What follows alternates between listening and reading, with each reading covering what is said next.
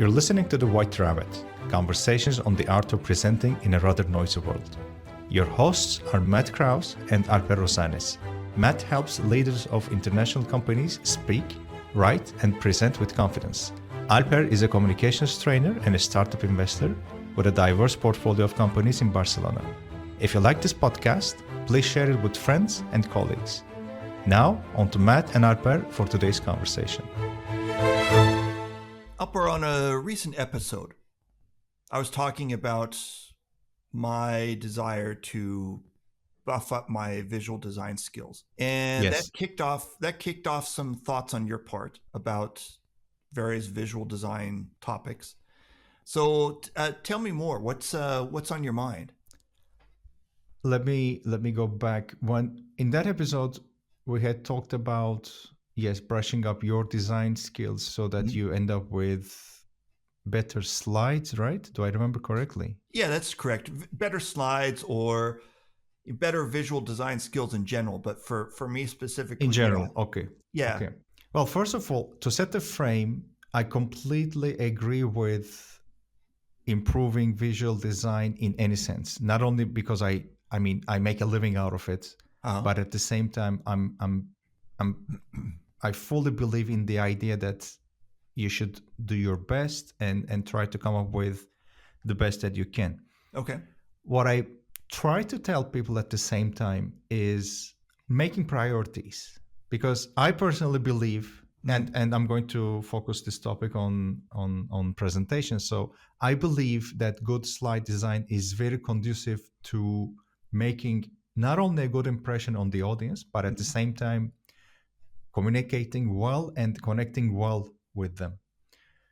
But the problem for me is when the idea of a better design starts interfering with the way you put attention to other parts of the presentation, such as deciding on what to say, deciding on how to say it, making enough practice. Okay.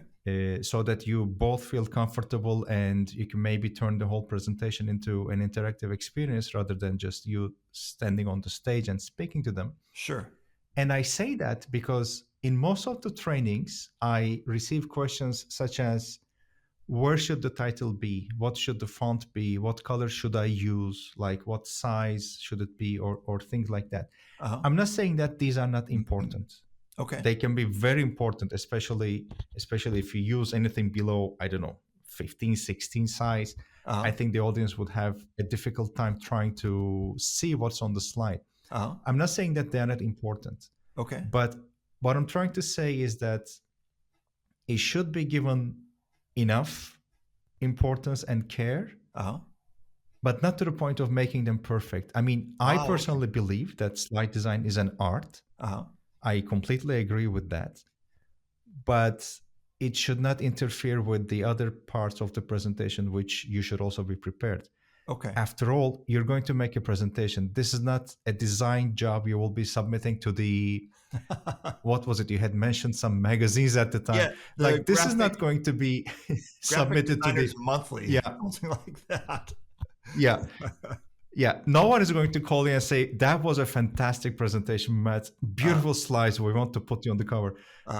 Neither you will be featured you will be running for a design awards contest or anything like that. So yes, I think they should be as good as possible, but not to the point of trying to make them so perfect that it hinders your ability to focus on the other sides. And luckily, there are so many ways of doing that without spending so much time. You can do it within PowerPoint, you can do it with Canva, you can do it with other tools, etc. But I think the most important thing would be, in terms of thinking on slide design, would be, is this helping me to convey my message clearer to the audience? Is it helping me, or is it helping them to follow me easier? Okay. And do I have an overall nice quality in the way that my slides look, rather than just some garbled text thrown on some white slides, white background? So let me see if I'm following you correctly. So you're basically saying prioritize your work on your presentation And when you have spent so much time on the visual design end of it that you're deprioritizing other things that need attention, stop and pay attention to those things. Is that what you're saying? Exactly. Okay. Exactly. Yeah. Okay. Yeah. Actually, I may change that order because I would recommend the slide design, the design part of the slides to take place after everything else is in place. After you have your flow, after you have your arguments, after you have your core message, resistance points, etc., etc. Mm-hmm. Maybe even after going through that flow several times to decide whether it sticks with you or it resonates with you or not. Only then I would recommend to go back to the software and spend time on designing, because you don't know whether you're going to keep everything you have initially. And the problem is, if you don't, you will end up eliminating slides that you may have spent hours on designing, and which is a waste of time. Okay. Good advice. So what else is on your mind? Well, I also had mentioned about interaction during the presentation, and since we were talking about the design and the software, one thing that I have become a huge fan of lately is the possibility of turning every single presentation from a linear delivery where you talk about slide 1, 2, 3, and then at the end ask your audience for questions or comments, to turn it away from that into a more interactive experience where you can start your presentation again from slide 1, but incorporate some interactive aspects to the presentation where you can ask the audience, well, these are the topics I have on my mind that I have planned to speak to you about.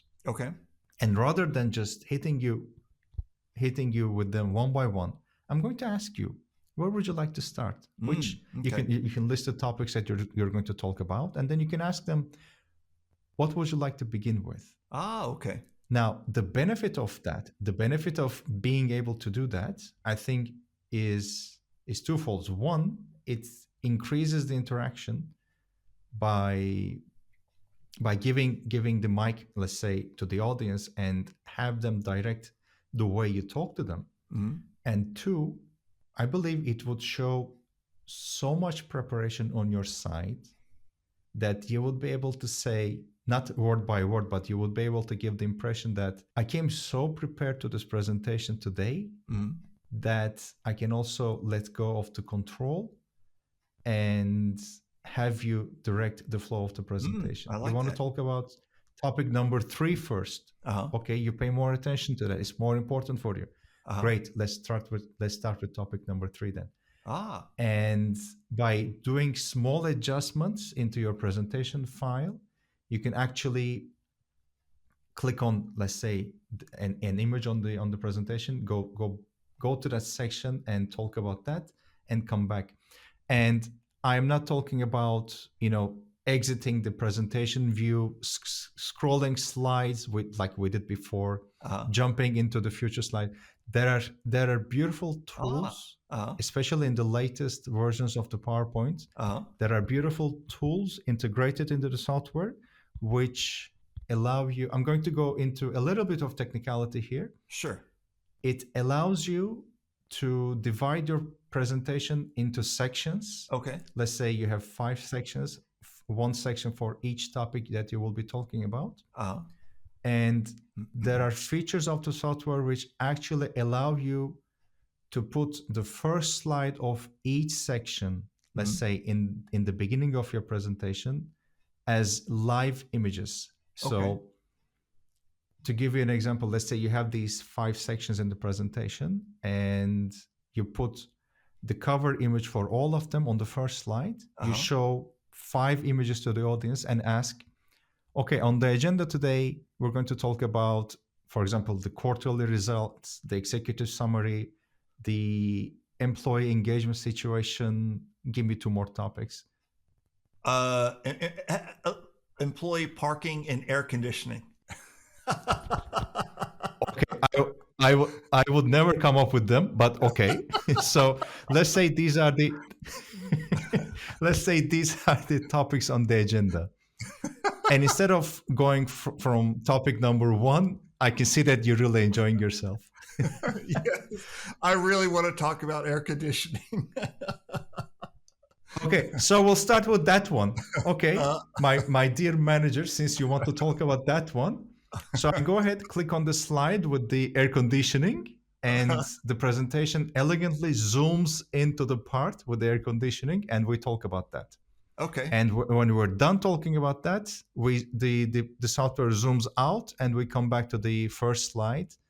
And this is done smoothly. You don't have to exit anything. You don't have to do a lot of moving in between slides. So what you can do is start the presentation from slide 30, for example, where the air conditioning is, and then come back, continue with slide 10, and then come back, continue with slide 50 or whatever, and then come back. So it turns the whole experience from a linear delivery where for 30 minutes you talk and talk and talk and they listen to you. It turns it from that into an experience where there is continuous audience engagement between the listeners and the speaker, in this case you. And I think it makes it much more memorable and fantastic than a regular presentation. This is an awesome skill to have. If somebody presented me with a presentation, no pun intended, but if somebody presented me with a presentation like this, I would totally listen to them. So I want to hear how to do this. So we need to give our listeners the technical skills that they need to make this happen. And we don't have time for that today, but we should definitely give an entire episode to this. And it would require, let's do that, giving our listeners, using an audio format, a podcast, in other words, putting those instructions just in audio, what you would normally do in in-person, visual format. Is that doable?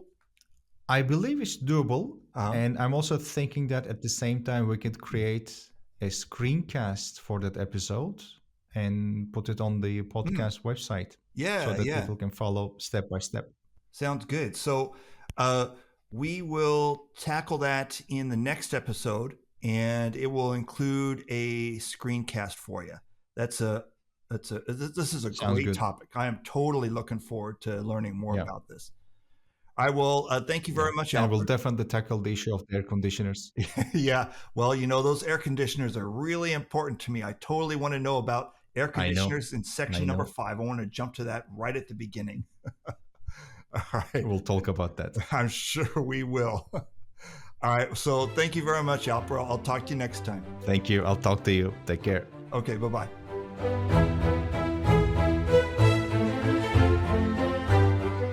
Thank you for listening to The White Rabbit with Matt Krause and Alper Rozanes.